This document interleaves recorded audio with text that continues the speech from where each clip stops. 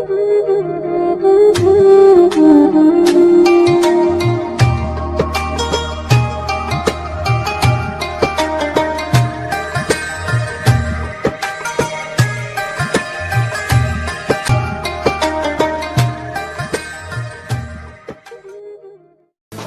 News में खबर update जो सिलसिलो जारी है। खबर शामिल कयूं पिया ताजपुर का यूसी ताजपुर एक्शन कमेटी जो नवाब गुलाम रसूल लेगारी जिन जी हिदायतन ते वर्किंग कमेटी के मेंबरन जो डीएसपी पीर वाहिद बख्श सां मुलाकात। ताजपुर रोड ते चोरन ए फोरन जो सिलसिलो रुकजी न सकियो। आए डी चोरी ए फोरू रोज जो मामूल बनल। ताजपुर रोड ते पुलिस पोस्ट न हुजण सबब अवाम लाइ खौफ जो मंजर है।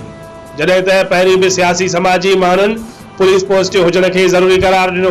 अड़े अमल ते डीएसपी पीर वाहिद बख्श वर्किंग कमेटी के मेंबर के खातरी कराइंदे चयो त चोर केड़ा भी चालाक हुजन पर एक ॾींहुं कानून के गिरफ्त में जरूर ईंदा।